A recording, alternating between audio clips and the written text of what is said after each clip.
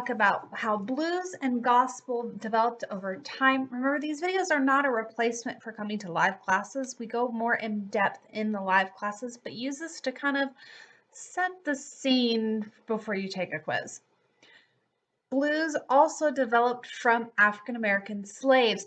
So remember, this is a music that developed from a rich, diverse culture of people, and the lyrics and the rhythms are greatly influenced by those people. Blues music has roots in African American traditions and Western guitar playing, and it was extremely emotional, and that's why we call it the blues. It's all about that emotion. So when you say, I've got the blues, this is kind of where it came from. And it was particularly an emotional outlet to express anguish directly resulting from slavery and post slavery conditions. So the people who are writing these music, they were going through some extremely difficult times, and we're going to talk more about the history of that in class. So it emerged between 1870 and 1900s, and this was typically a solo style of music, although it has evolved over time.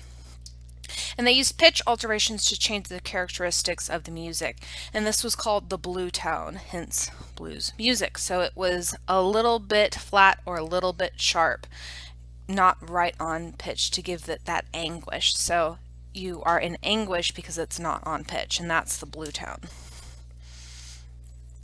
So once again, I said this is a response to slavery, and especially a response to the suffering that occurred.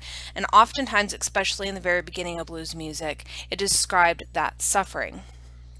Now, blues music today still describes suffering, and it may describe suffering that results from racism resulting from slavery, but there's a more broad range of subject topics now, but this was the biggest topic at the time. Slave owners were trying to take away their cultural identity. They were not allowed to use languages from their home countries, practice traditions from their home countries, and this was a way that they could keep their identity as a people was through different types of music.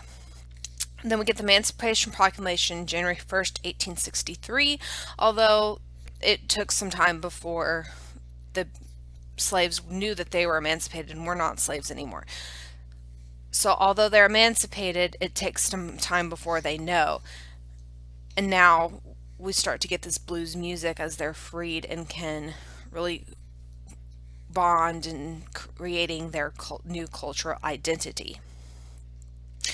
So talking a little bit about blues music specifically, there is a blues progression, and it uses 4 beats in a measure, that 4/4 time signature, and we've discussed this before in the fall.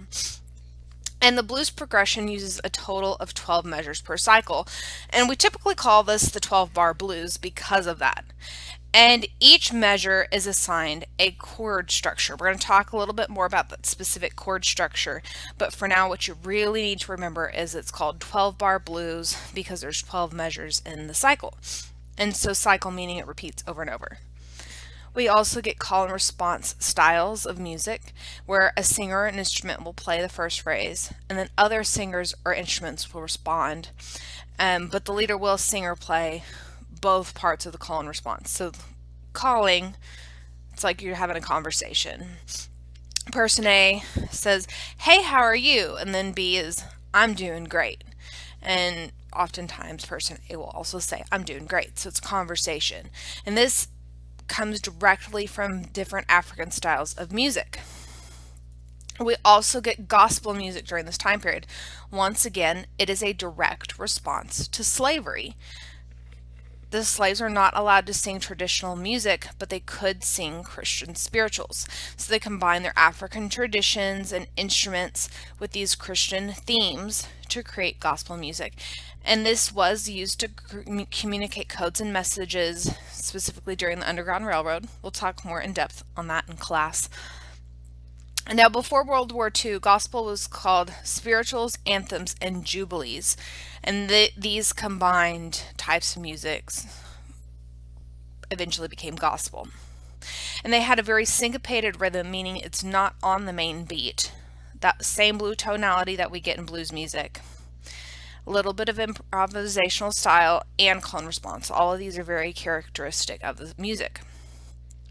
Thomas A. Dorsey is known as the father of gospel, and he really wanted to disassociate the style with slavery, and he was very instrumental in calling the music gospel music instead of spirituals or anthems or jubilees. He wanted to separate it from slavery. And he was the first African American to start a publishing company. So, gospel can really be broken down into three main tiers: spirituals, which is the first authentically American sacred music, and it's pre World War II. Then we get the African American gospel. And this evolved after World War II. It is considered, quote, urban. And then we also get the other branch of white Southern gospel, where, as always, people take things that aren't theirs and change it. And so this is kind of the country, small town gospel.